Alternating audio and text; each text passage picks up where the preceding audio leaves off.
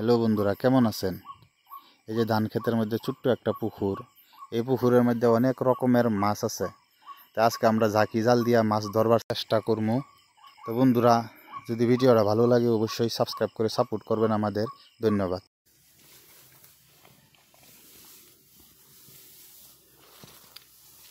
দিন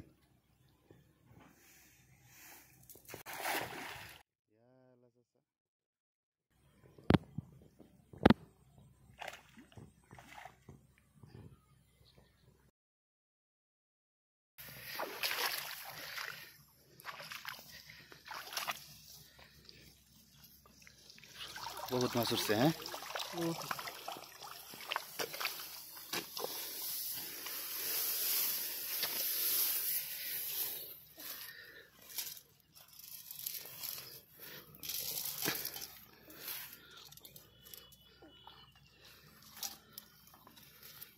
ওহো, দেখ দেখ।